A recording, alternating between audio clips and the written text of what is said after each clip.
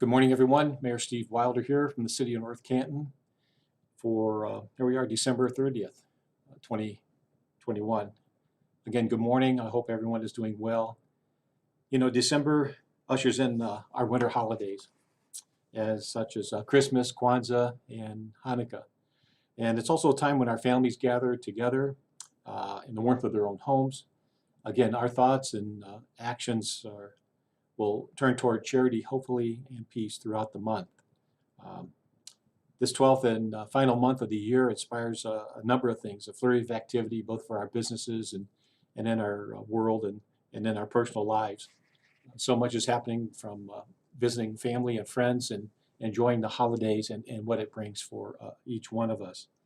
So I wanted to just do a little bit of an end of the year uh, update for you, and I just want to share a few things here that we're working on for the city and for the coming future of 2022. Again, I'm going to further the economic development of the Kmart property and via our land banking program. And again, we still have Meyer with our letter of intent and entertaining other businesses who want to relocate up there. I'm very hopeful within the next 12 months you'll see the development occurring up there with that Kmart area and property.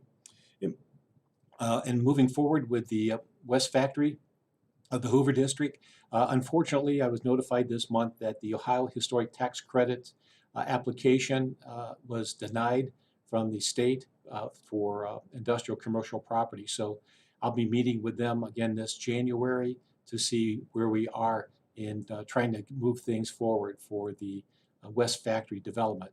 Once again, wanted to report back to everybody that their application was denied. And so we'll see where we're going to be in trying to, again, get movement going for the West Factory of the Hoover District.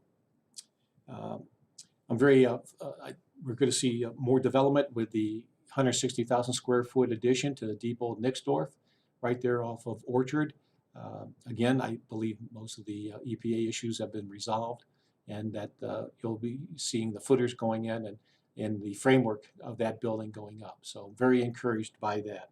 And of course, we're moving forward, as you can see right now. With the weather, things are a little stalled, but the construction of our pre-K, the second grade school on Charlotte, is going forward, and the construction project has already been started again at the Claremont Elementary School, the intermediate school there. So good things are happening for our school district, and our new schools will be coming soon within the next year or so.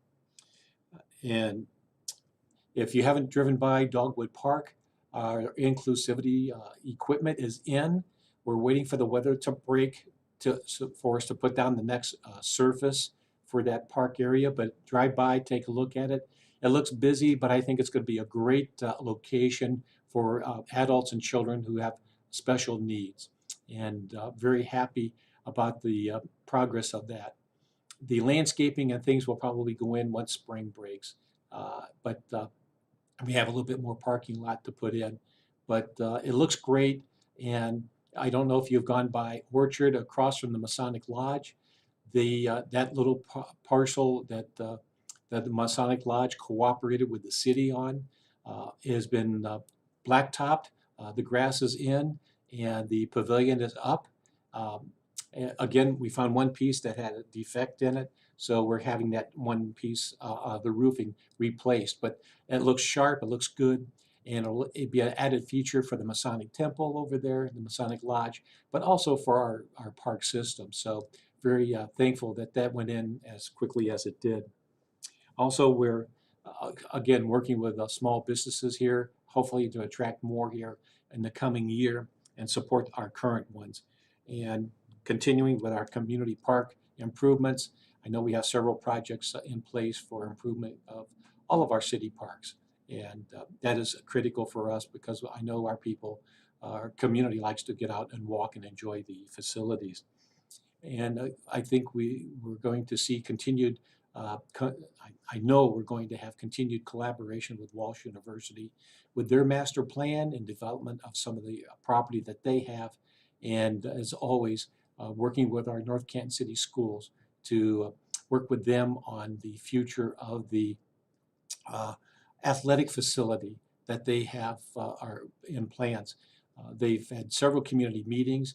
It's a beautiful facility, and I know we're still working between the school and ICP or industrial commercial property with a little bit of land acquisition up there to help that complex come into fruition. So continue to be working on those things. And you never know what's going to come up in the coming year. But the other thing too is this, and our finances are stable. We'll continue to provide excellent police and fire and EMS services. Again, thank you for the approval of the 2 levies for EMS and our fire department. And of course, our police department is doing an excellent job for us.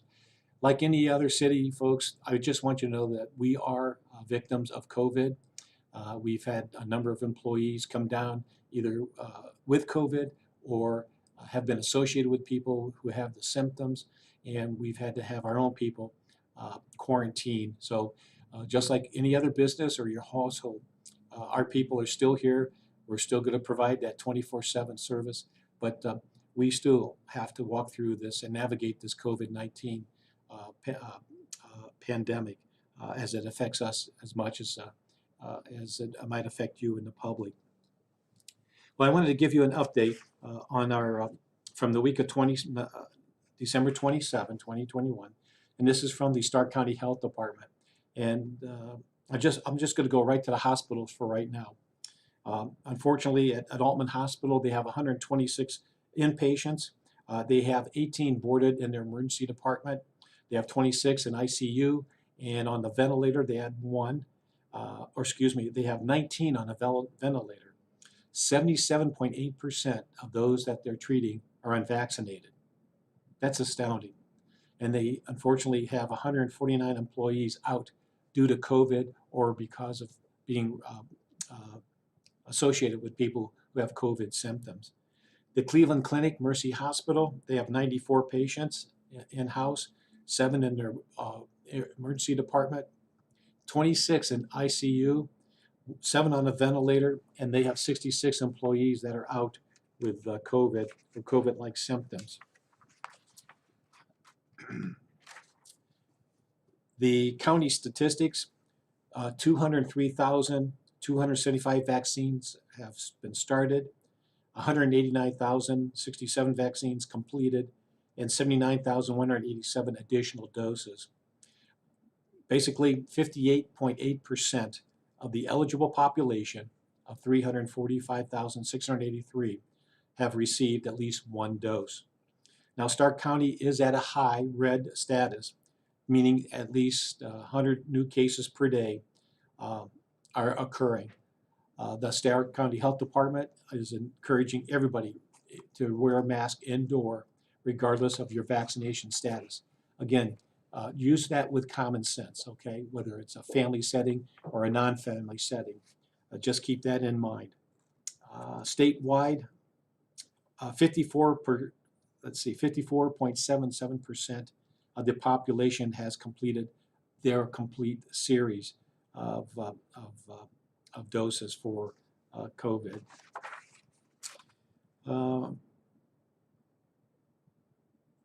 For the month of November, the county averaged about 118 new cases a day, and that keeps us at that high red area. And for the month of December, the county is averaging about 168 cases per day.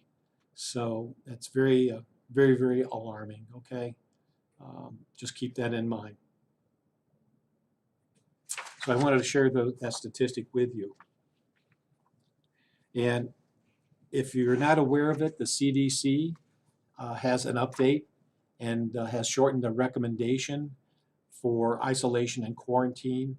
And if you want to go to the CDC, you could pick up the form that I'm holding up right now that has been released, and that is for the general population. And I know there's been a lot been said on the TV, but everyone, regardless of vaccination status, if you've been exposed, stay in for 5 days. If you have no symptoms or symptoms are resolving after 5 days, you can leave your home and continue to wear a mask around others for 5 additional days. And if you have a fever, continue to stay at home until your fever resolves. And that, folks, was if you test positive for COVID-19. They're recommending how you isolate. Now, if you were exposed to someone with COVID-19, quarantine, and if you have been exposed, or even if you have been boosted, or completed the primary series of Pfizer or Moderna vaccines within the last 6 months, or completed the primary series of J&J vaccine within the last 2 months, you can quarantine, okay? Wear a mask for another 10 days and test it on day 5 if possible.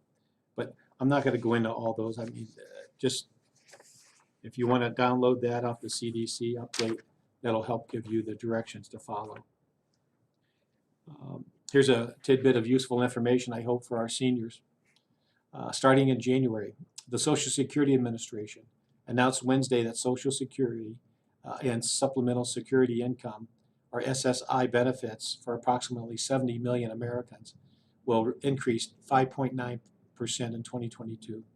And that 5.9% cost of living adjustment, or COLA, will begin with benefits payable to more than 64 million Social Security beneficiaries in January of 2022. And that those increased payments to approximately 8 million SSI beneficiaries will begin on December the 30th, today, 2021. So some people receive both Social Security and SSI benefits, and the Social Security Act ties the annual COLA to the increase in the Consumer Price Index as determined by the Department of Labor's Bureau of Labor Statistics. So I wanted to share that with you. I know somebody of our community are on SSI, so I want to share that with you. So hopefully you'll see an increase in that. Also coming up in January, if you'd like to join me and other mayors, the 29th Annual Mayor's Breakfast celebrating Dr. Martin Luther King Jr. is going to be held on January the 13th, so mark this date down. Doors open at 7. The program starts at 7:45, and it's going to be at the DoubleTree by Hilton in downtown Canton, down on Market Avenue. And you can tickets are $45, but it should be a grand event in recognition of one of the great Americans that contributed so much to equality, racial equality, and equality for man. And that is Dr. Martin Luther King celebration. So it'll be a breakfast. So if you'd like to attend, just mark that date down, and you can go to the, just Google the MLK Jr. Commission, and that website will take you to where you can purchase an online ticket. Also coming up on January the 15th, if you are looking for a good cup of coffee, come on down to Whole Latte Coffee,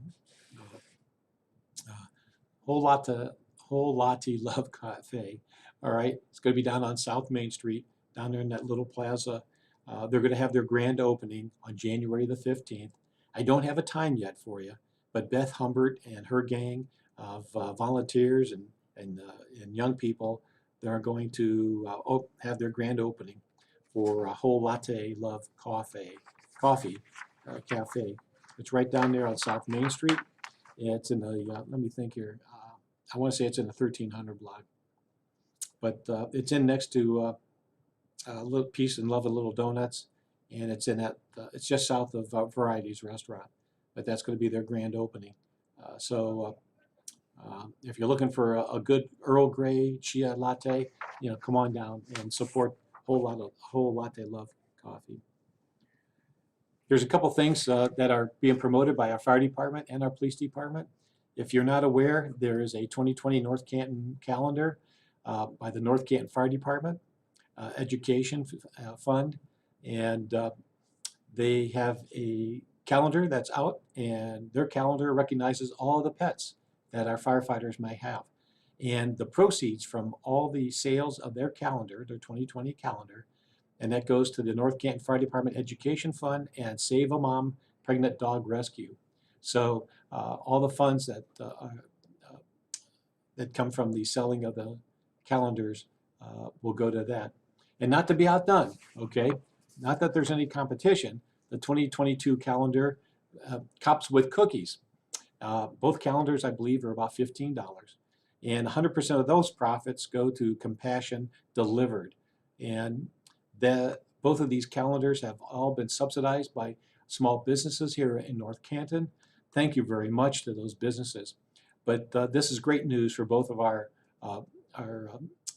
safety service departments, the police department and fire department. Cops with Cookies, and who else would that team up with is our own Christy Williams from Little Chunk of Goodness. And it's a great looking calendar. You can locate one at the Pine Cove gift shop, and you can locate there, go on their website, or you can stop in, or you can contact the North Canton Chamber of Commerce. So there's two posters out there, Cops with Cookies, and of course the North Canton Fire Department, with their dogs. So come on out and patronize those two organizations. Again, all funds go to supporting nonprofits. And to continue on, right now on vacation is our North Canton Farmers Market. They're on vacation until January the 5th, that Wednesday. They'll be back in service up at the old Kmart property. The entertainment that day will be by the Glen Oak High School Music Production. And so come on up and help us reopen the farmers market. And there's a ton of stuff that happened up there. You know, we have a walking path, we have a walking trail. They have yoga going on. They have an indoor walking trail. Again, we have music, entertainment, and of course, so many other things that come through on the farmers market. And also for the mark on your calendars for, we have a wellness week coming up on February the 2nd. And all these times are from 3 to 6 p.m. Mark down March the 23rd for the children's market. And on April the 13th, we have a senior showcase. And then April the 27th will be the spring festival. That'll be closing the indoor session, and they'll be going outside. So May 4th is the opening day. So, but on January 5th, come on out for the grand reopening from the summer for the winter session. Our library is there that has live music. So much going on. Indoor walking path. They even have a coloring wall right now. So a lot going on there. Those are a few things I just want to touch base with you as we close out the year. Just want you to know that very thankful for our employees for all that they've done over the last year, and actually 2 years. I wanted to also share with you, let me think here, that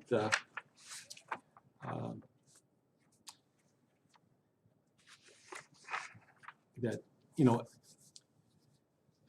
as we again begin another year, the city administration wants to thank all of our valuable employees who worked so hard for our growth and our safety over the last couple of years.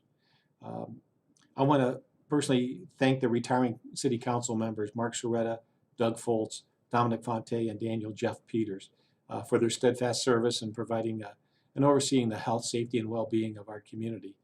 Their combined efforts helped our city progress, so I wish those council members well. And I want to also bring their attention, I want to welcome our newly elected council members, Jamie McLeister, John Orr, Dave Matheny, and Christina Wiry, along with our re-elected officials, Darrell Volt, Matt Stroya, and Stephanie Snow Warren. Matt Stroya has been elected as president of council for this term, and Stephanie Warren has been elected as vice president. You know, we begin with the beginning of the new year. I totally have faith in their effectiveness, that they'll help nurture our community and our city government and give optimum results for our community. And as individuals, for ourselves, our abilities to help the public in need or to make a lasting impact on our community can feel limited, but I believe our capacity to be effective may be limitless. I know that sounds uh, trite maybe, but I had to write down my thoughts so I wouldn't forget them that way. I remain enthusiastic, okay, for this coming year, and in providing excellent service and delivery, to our community.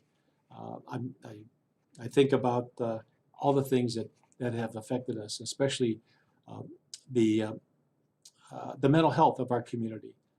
Please, I'm not insensitive to that. That I think we've all traversed so many challenges in dealing with, national politics or national events, let alone what happens here. Um, I think most of my time I try to focus on, what can I be doing today to ensure a better tomorrow for our community. And part of that is our own mental health and stability, and creating and keeping a good, safe learning environment for our children.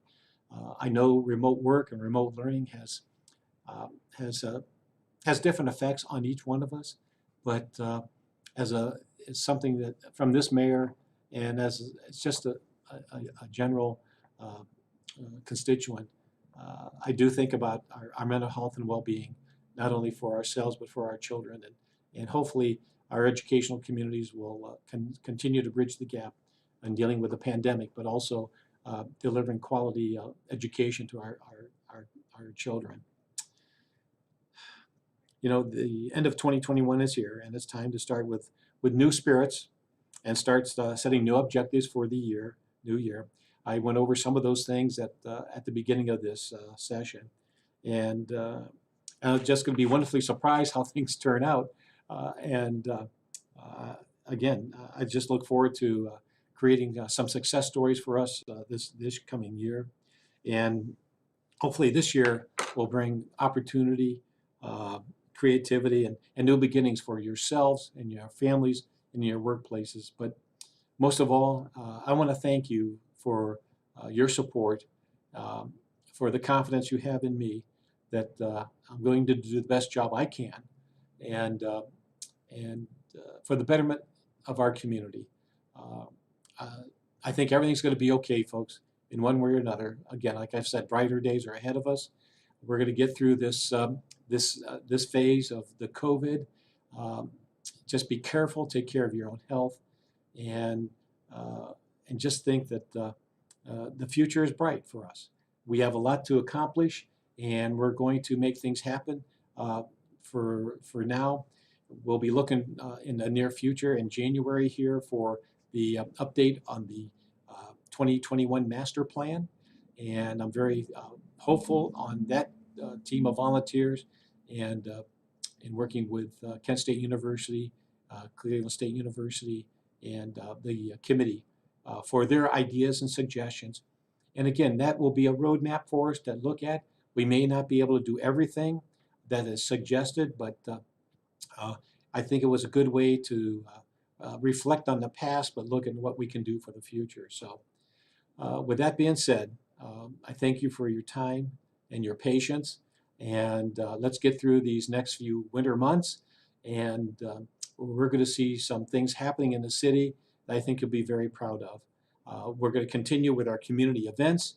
I'm very big on that, and having outdoor activities here on the square or throughout the city.